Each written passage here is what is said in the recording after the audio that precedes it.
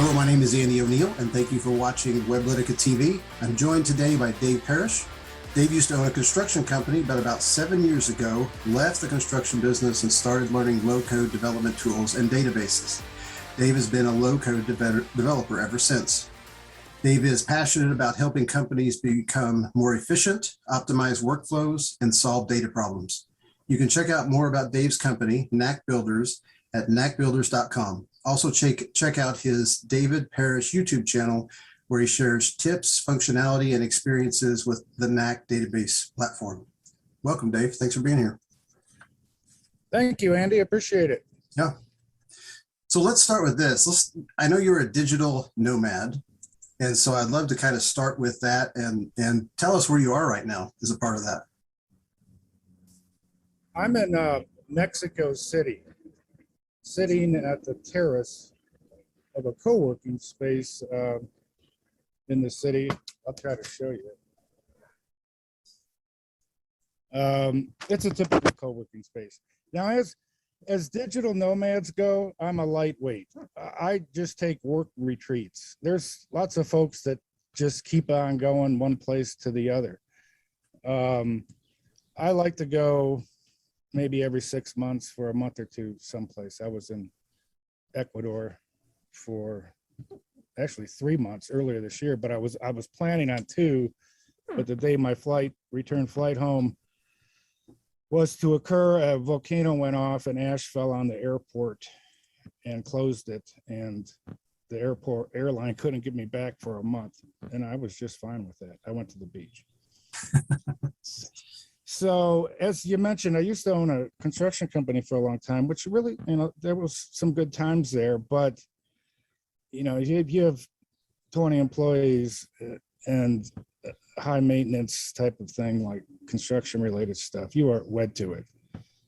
Getting away is not a possibility. That was sort of one of the requirements when I finally got out of that, that I wanted to do something on the internet where I had more freedom. And eventually I found Knack. We can probably get into it.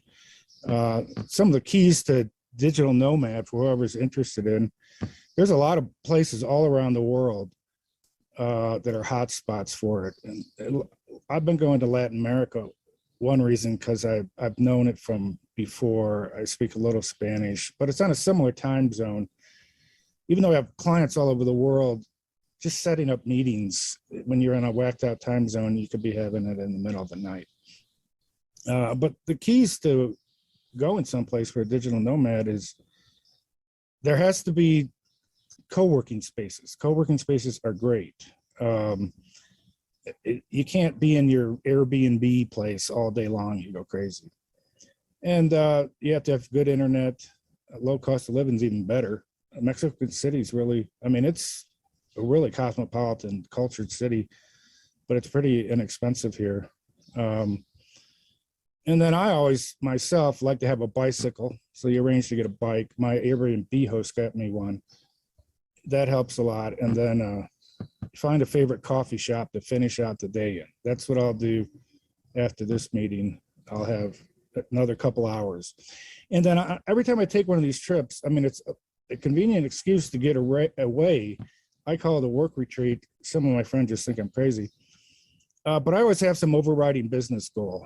Earlier this year when I went to Ecuador, I was really focusing on learning the new builder that was coming out, because everyone was procrastinating on that.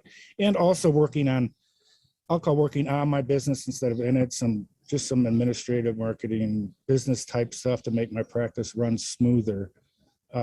Back home, you always have a list of things you want to get to, and a year goes by and you don't get to them. Well, this is one of my ways to getting to those. This particular trip, my focus is learning Integromat, which I'm a little bit behind the curve on that. So that's my digital nomad story. So it kind of you guys should try it if you can. So it kind of creates some margin and some space to say, I'm going to do something different when it's hard to get up and go to your home office that you go to every day and try to do something different. Yeah, exactly. And it's a mini adventure. Right. I actually work more when I go on these because I don't know anyone. I don't know anyone in the city. And in the part of the city I am, it's not the hipster part of the city. If I was in that part, I'd probably find a lot of Americans and I could speak up conversations. I have intermediate Spanish, but someone who speaks no English at all or has no appreciation that someone's trying to learn and trying to speak with you with hand gestures, pick their words correctly, speak slower. Where I am, there isn't there's no English, hardly any English speaking here. The only English I speak during the day is on my conference calls. So there's, you have to be cut out for that. If you need to be around people all the time talking, which I know plenty of people, this could be challenging. But I was saying, I end up working more because of that situation. I try to dedicate probably 2/3 of the day just to my normal project work, building stuff, building apps, having conference calls, and the rest of the third, in this case, on the projects I'm trying to learn. And sometimes it works out like that, sometimes it doesn't. And then on your off time, where I'd be home cutting the grass or doing whatever, I'd take side trips. I went on a taco street food tour, a mezcal tasting tour, a mole cooking class. I'll load up with those. And by the way, Airbnb makes it easy, and it's not all that expensive either. Whatever you want to do, just a couple clicks, you got a place, you got a tour if you want to go on, or you can learn stuff. That's the skinny there. So I guess you brought up, mowing grass. Like, I guess, really these trips are an expense on top of your existing rent or mortgage, and somebody's going to have to mow the grass when you're gone. Like, there's some kind of logistics there to make sure, where you live is okay while you're gone for 2 or 3 months, right? Yeah, there's a little bit of it. I don't have a complicated domestic life. My girlfriend will take care of the grass. We have 3 acres. But we have a nice rider mower, and she likes it. So yeah, a little bit. And these financial wise, these trips cost money, obviously. But when you're down here, and you still have some of the normal expenses, but when you're at home, you're going to restaurants, you're doing this, you have whatever your daily expenses are outside of your fixed expenses. When you go to one of these type of places, cost of living's a lot less. So just going out to eat, groceries or whatever, cost you less. So I haven't figured out the math. I imagine I could, but there's some sort of net benefit. What I would have spent on doing those type of things at home, I spend less at doing here, which if I had my flight, my apartment, I don't know, that's sort of, there's again, net benefit to it. And by the way, Mexico City, $364 round trip from Detroit, direct flight, less than 4 hours. Wow. I mean, come on. So let's talk about a little bit about, you talked about the new building you're referring to is on the Knack platform. Let's talk about Knack a little bit. How did you get started? I know you transitioned from construction to Knack, and kind of tell us your Knack story. When I got out of my business, I was hired as a consultant for a large property management company that had maybe 20 sites, a few thousand apartment units. And each of these sites had their own maintenance staff that was required, fixing toilets or whatever. But one of their main requirements too was when someone moved out of an apartment, we call it a unit turn, they had to go assess what needed to be done, change the carpet, paint, cabinets, whatever. It's like a mini construction job. Well, each of their local site people or maintenance staff would try to handle that. And it was always sort of on the back burner. They were too busy catching up on day-to-day fires they had to put out. And what the management company wanted done was to sort of create their own mini construction company that was centralized, had a few crews that their only job was unit turns. That's all they focused on. And since I had experience doing that exact same thing, so they hired me to and some other folks to set that up, which I did. And For that to work, though, we needed some sort of central cloud-based tracking of things. We would, track what stage the unit is in, what priority it was, how much needed to be done, what the cost was, what the time was to do it. All the stuff you would measure if you're running a business. And so software came up. I started looking for software. And if you look for construction project management software, you can find all kinds of stuff, but most of it was way too complicated. We didn't need them and too expensive. Something in the middle didn't exist, and then you were left with a spreadsheet. And I'm like, after an exhaustive search, I'm like, I just thought of it. I said, in this day and age, there's got to be some tool out there that I can build my own. And I started searching for, whatever keywords you would find. I initially found not Knack, it was another one, and started building it out. And I was amazed at how easy it was.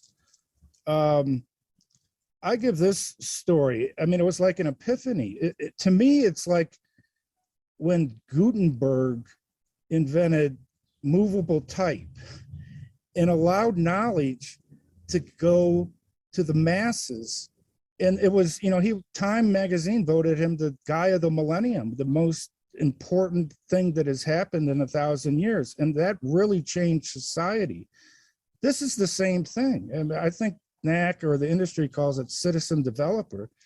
It gives them the tools to automate their own processes. Now, of course, if it's really complicated or they don't have the time, they're going to hire builders like whoever, like me. This is a dramatic shift in how knowledge is going to, and how fast things can happen. I'm a real advocate of it. So, but I eventually turned to Knack because the project I was on needed a lot of users.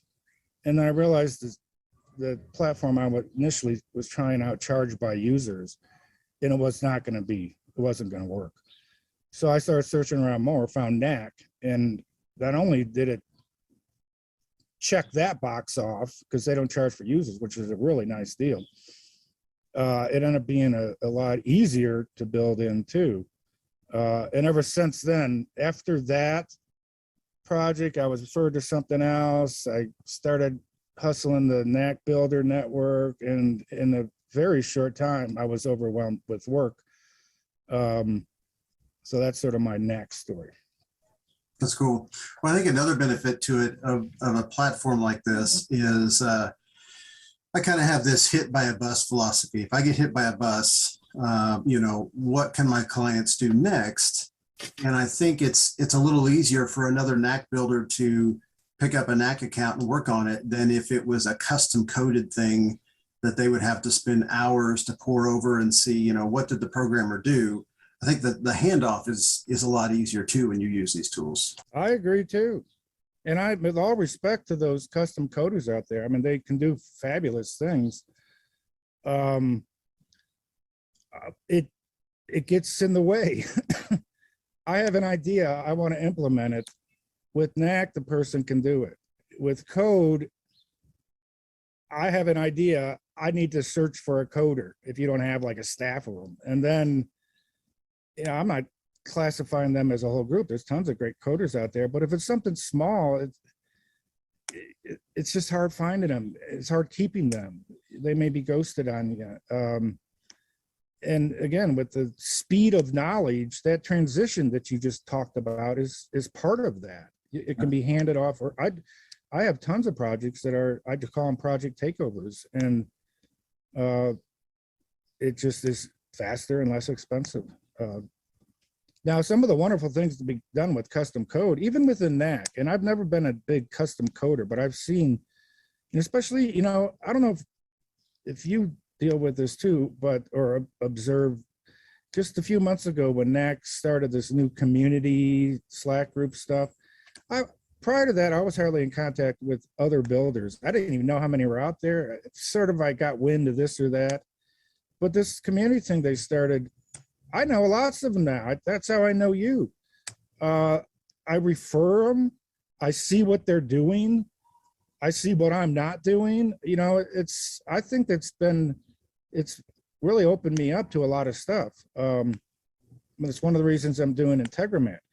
Now, for my own practice, I don't hardly at all do custom code. There's things I'll do that, like, I can change this or I could do that, smaller stuff. I did a YouTube video on a non-coder's guide to custom coding in Knack. So, but not the major stuff. And I don't want to do it. I advise my clients against it. I don't know if that's good or bad, but problems happen. It has to be monitored. Things, if the hit by a bus thing happens, then there's a whole nother problem. When Knack transitioned to the new builder, there was all kinds of problems with those hardcore custom code things. And there was a lot of excitement on if we want to call it that, on the builder channels we're on. Hopefully they got past that. But at the same time, I rarely say no to a client. I rarely say, no, that can't be done. And I think I build wonderful apps. Some of them are really complicated with the Knack's native functionality, and the clients love them. So I don't think I'm missing a big hole with not doing code. But at the same time, I've seen what some of these other builders done, which are incredible. So I'm happy in the niche that I'm in, and hopefully my clients are too. Yeah. Yeah, I think that shared learning that comes with being in these Slack groups and partner groups is really key, because like you said, I've seen the way other people do things and I go, huh, I've always done it this other way. I never considered there was another way to do that. And so, typically there's always more than one way to do something. So it's a vibrant community. And I don't find that we're really competitive with one another, if you know what I mean. Right. I don't see it. I've seen a couple of them on some jobs that I know I was bidding on, but it's not that type of environment at all. It's definitely more of a support environment for us than trying to figure out what the other guy's doing, right? And I don't know Knack's market share. It's not, as big as QuickBase or something, for sure. But if you go to, try to get builders on QuickBase, there's going to be a gazillion of them. I don't know how many total Knack builders there are. The ones in what do we have, around 20 of us on our group, somewhere around there, that appear to be, largely dedicated to this platform and know stuff very well and take what they're doing seriously. I know there's fringe. I've had several Knack projects which were definitely someone in between jobs, or I think one of them was a high school kid playing around with it, and somehow he got a job, but then they're gone. And then, or they just did it completely wrong. And then the client reaches out, finds however they find other folks, and then you come in and save the day. But that's sort of up with that. Yeah. How'd you get into it? I want to turn the tables just real quick. Oh, so I used Knack for the first time in 2013. You're one of the first dudes, man. Yeah, it was early. They were like, when they were giving you the option to do like a 30-minute or an hour call, like when you signed up. And like, I had a call with like one of the founders, Okay. It was that early on before the team wasn't that deep really at the time. And so I tried it, and I was kind of learning it and stuff. And the guy, I was an employee at the time, and the guy I worked for, he's like, yeah, I'm not confident you'll know how to build this. I want to do something else. I was like, whoa, that was a blow to my ego. So I kind of put Knack away for 2 or 3 years, and then picked it up again. And it was, when I started, it was fairly confusing. There was just kind of a day where it clicked on how you build the views and everything and the pages. So maybe I wouldn't have done a good job the first time around, but so I've used it, steady since I think 2016 or so. So I've used it several years. I had the same experience with the clicking, and when I first started, I didn't know much about databases at all. When I first started building, I didn't even know what logged in user permissions mean? Meaning you can as a user, log in, and you only see stuff related to you. So I remember the first job, I would make a different view. Let's say there were these 20 properties and each manager had to log in. Well, they only wanted to see their own. I didn't understand logged in user permissions. So I made 20 pages, all the same, but filtered by that property's units. Right. And sorry, I'm sure that client will not see this video, but that was the complete wrong way to do that. We'll hope they don't see it. And that means every time you found a typo, you had to go do it 20 times, right? And I had that, again, another epiphany when it all came together once. And when I figured out logged in user permissions, and I don't know, it literally came to, everything just clicked. And I don't know, exponentially, my knowledge of databases and Knack functionalities just started taking off. Yeah, and this is a good point to say, you know, if you're starting, if you're like, hey, I want to try Knack, I want to learn it, I want to, you know, if you're going to be a freelancer, say I want to freelance using Knack, you know, some of the stuff I built 5 years ago, I'll go back and look at it, and I'm like, holy buckets, this is terrible. I should have done it totally different, kind of like what you're talking about. So if you're getting started with it and you're new, find a partner and say, hey, can I pay you a few hours to coach me through and kind of get me up and running on a learning curve so I don't build stuff that I have to rebuild a year later? Oh yeah, definitely. That's the way to do it. That's what I'm doing with you with Integromat. Mm-hmm. Yeah, Dave and I have been meeting over the last few weeks, kind of going over some Integromat basics and how to use it with Knack. I finished that scenario, by the way. Created the PDF, and now it automatically inserts it back into the record in Knack. Oh, nice. But I have some other questions next time. Okay. So let's talk about, I know something you're really interested in is sustainable consulting, building a sustainable consulting practice. That's important to you. Tell me about the things you're doing to that end to build a sustainable practice. Well, yeah. How to make your business run smooth. You know, you could be the most smartest Knack guy in the world, but you have to have the clients come and go, manage them and all, and make things happen, you know, systemically, both in terms of the flow of your work and the marketing of your work. So that was another thing. When I first started, I thought I was the only guy doing this type of thing. And, you know, when you're years ago, if you said you were a freelancer or a consultant, it probably meant you were in between jobs, right? Yeah. Then the millennium started coming and the gig economy. You realize it's a profession and it's a choice. Okay, I do it because first I make good money, and second I have a lifestyle that I like.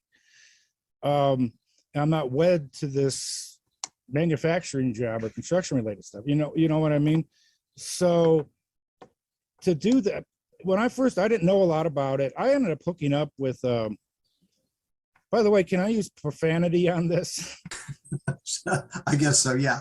I ended up hooking up, I found them on the internet, a group, a small course that was called How to Be a Freelance Consultant. And I looked at it, I said, what they're promoting here are all the stuff So I ended up taking this class, and then there was a Slack group, and we meet every other Thursday type things. And I describe it as the merry band of like-minded fucks. That's who we are.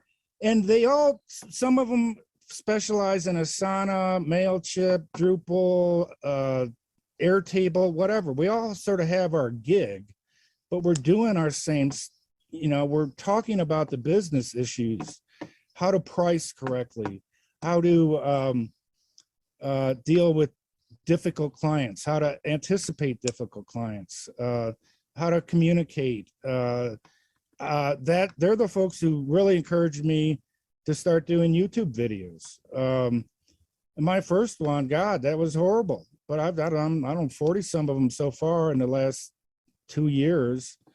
I regularly get clients off of them. I'd say more so there. I'm helping people with or training people. I don't know that they're big jobs I land. And as a result of, I think, I don't even know anything about SEO, but the YouTube videos rank me well on Google. I think if you Google Knack database consultant, I think I'm the first one. I don't know there, but those are things that you consistently work on and over time have a benefit. I'm just plopping out things here. We talked about this the other day, the use of Loom. This group I was in introduced me to Loom. The very quick, easy video recordings absolutely changed the way I did work. When you're explaining a process, when you're sending a ticket to Knack, when you're doing whatever, where you would sit around for 15 minutes trying to compose an email of several paragraphs, which no one likes reading several paragraphs. It takes too much to absorb it. You use the quick Loom video, and it's done. You don't have to set up and find a time to schedule a meeting with your client to show them this.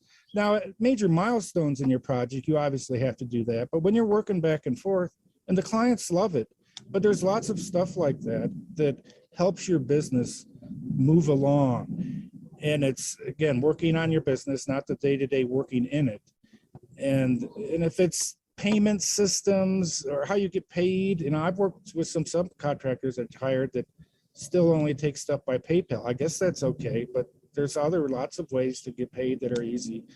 And having all that stuff work behind the scenes, and even automating, you can use Integromat, I'm sure, to automate something. I don't know, when I finish a job, a thank you letter goes out, whatever, stuff like that, okay?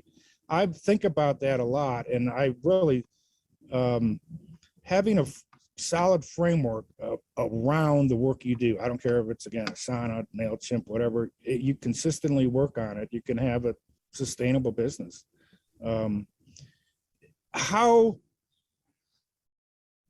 no code or Knack will be in 10 years, I don't know. It's got to be a lot different. So there's also this time you got to spend on what's coming up next, or the new tools like Integromat, what's going to be important to continue what you're doing.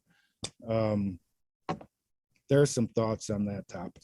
Yeah, and I would say, if somebody's watching this and they're like, well, I'm not a coder, I'm not a no code person, I just want to watch the video and I'm interested and I own a business. I think in starting now, and especially in 5 or 10 years, if you don't at least understand some of these tools, maybe you don't build with them, but to understand them and how to incorporate them into your business, you're going to be way behind the curve, compared to your competitors. So I think it's important to start learning, at least, if not doing it yourself, learning how they work and learning how, the principles of building these things. Exactly, yeah. So tell me about your business, Knack Builders. How can people find you, and how can people say, hey, I want to work with Dave Parrish? Well, knackbuilders.com is my website, which I've learned to build myself. That's another one. And I did it in Wix. And so all you people that are professional website builders that say can never get ranked using Wix, come look at my website. I tried doing it in WordPress. I actually, because that's what everyone said, you got to do in WordPress. I couldn't figure WordPress out, and I finally gave up. And I went and did it in Wix.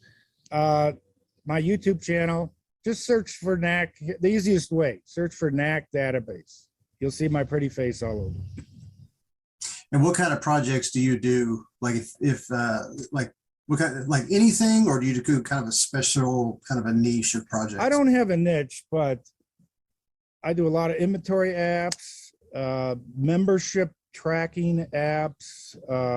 Those are two I do a lot of, but definitely not a niche. Any sort of process, I do a thing where I just did a fairly small one where it's a school and they need to track when a student arrives late and when a student leaves early for any reason. And it's a nice, slick little app.